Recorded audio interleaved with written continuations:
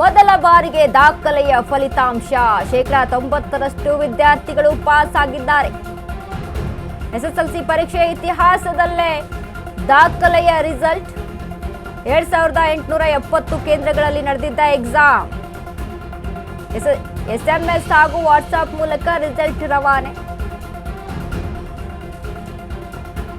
ಮೊದಲ ಬಾರಿಗೆ ದಾಖಲೆಯ ಫಲಿತಾಂಶ 90% ವಿದ್ಯಾರ್ಥಿಗಳು ಪಾಸ್ ಆಗಿದ್ದಾರೆ. ಎಸ್ಎಸ್ಎಲ್ಸಿ ಪರೀಕ್ಷೆಯ ಇತಿಹಾಸದಲ್ಲೇ ದಾಖಲೆಯ ರಿಸಲ್ಟ್ ಇದು. 2870 ಕೇಂದ್ರಗಳಲ್ಲಿ ನಡೆದಿದ್ದಂತ ಎಕ್ಸಾಮ್. ಎಸ್ಎಂಎಸ್ ಹಾಗೂ ವಾಟ್ಸ್ಆಪ್ ಮೂಲಕ ರಿಸಲ್ಟ್ ಅನ್ನ ರವಾನೆ ಮಾಡಲಾಗ್ತಾ ಇದೆ.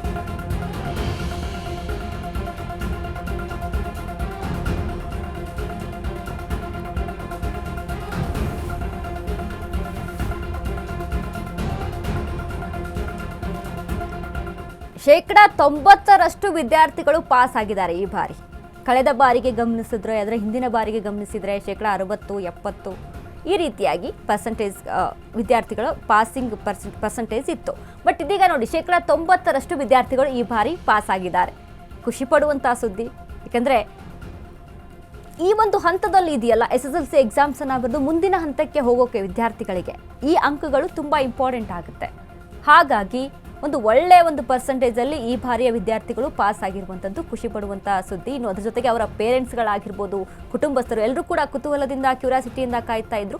ಇನ್ನು ಏನೋ ರಿಸಲ್ಟಲ್ಲಿ ಹೆಚ್ಚು ಕಮ್ಮಿ ಆಗಿದ್ರೂ ಸಹಿತ ಯಾವ ವಿದ್ಯಾರ್ಥಿಗಳು ಕೂಡ ಟೆನ್ಷನ್ ಮಾಡ್ಕೊಳ್ಳುವಂಥ ಅವಶ್ಯಕತೆ ಇಲ್ಲ. ಏನೋ ಫೇಲ್ ಆಗಲಿ ಅಥವಾ ಪಾಸ್ ಆಗಲಿ, ಏನೋ ಫೇಲ್ ಆಗಿದ್ರೂ ಸಹಿತ ಮುಂದಿನ ಬಾರಿ ಅವಕಾಶಗಳಿರುತ್ತೆ. ಎಕ್ಸಾಮ್ಸನ್ನು ಬರೆದು ಮತ್ತೆ ಪಾಸ್ ಆಗ್ಬೋದು. ಇನ್ನು ಈ ಬಾರಿ ಶೇಕಡ 90% ಅಂತ ಅಂದರೆ ಇದರಲ್ಲಿ ಮೇಲುಗೈ ಸಾಧಿಸಿದ್ದು ಈ ಬಾರಿನೂ ಹೆಣ್ಮಕ್ಳೇ ಇರ್ತಾರಾ ಅಂತ ಈ ರೀತಿಯಾದಂಥ ಕ್ಯೂರಿಯಾಸಿಟಿ ಮತ್ತೊಂದು. ಈ ಬಾರಿ ಯಾರಿಗೆ ಗಂಡು ಮಕ್ಕಳು ಹೆಚ್ಚಿನ ಒಂದು ಅಂಕೆ ಸಂಖ್ಯೆಯಲ್ಲಿ ಪಾಸ್ ಆಗಿದ್ದಾರೆ ಅಥವಾ ಹೆಣ್ಮಕ್ಳಿಗೆ ಅಲ್ಲಿ ಸಾಕಷ್ಟು ಗ್ರೇಡ್ ಅಲ್ಲಿ ಸಾಕಷ್ಟು ಅಂಕೆ ಸಂಖ್ಯೆಯಲ್ಲಿ ಪಾಸ್ ಆಗಿದ್ದಾರೆ, ಇದ್ರ ಬಗ್ಗೆ ಮತ್ತೊಂದು ಕ್ಯೂರಿಯಾಸಿಟಿ. ಈ ಬಾರಿನೂ ಕೂಡ ಹೆಣ್ಮಕ್ಳದ ಮೇಲುಗೈ ಆಗುತ್ತಾ ಅಂತ.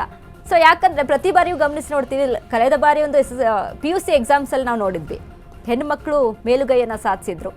ಅದೇ ರೀತಿಯಾಗಿ ಈ ಬಾರಿನೂ ಕೂಡ SSLC ಎಕ್ಸಾಮ್ನಲ್ಲೂ ಇದೇ ರೀತಿಯಾಗಿ ಆಗಿಬಿಡುತ್ತಾ ಅಂತ ಅಂದರೆ ಅದೊಂದು ರೀತಿಯಲ್ಲಿ ಲೆಕ್ಕಾಚಾರವನ್ನು ಹಾಕೊಂಡು ನೋಡಬೇಕಾಗುತ್ತೆ. ಬಟ್ ಸದ್ಯಕ್ಕೆ ಇದೀಗ ಔಟ್ ಆಗಿದೆ, ಹೊರ ಬಿದ್ದಿದೆ SSLC ರಿಸಲ್ಟು. ಈಗ ಎಲ್ಲರೂ ಸಹಿತ ತಮ್ಮ ಒಂದು ರಿಸಲ್ಟ್ ಏನಾಗಿದೆ ಅಂತ ಅದನ್ನು ಚೆಕ್ ಮಾಡ್ತಾ ಇರ್ತಾರೆ.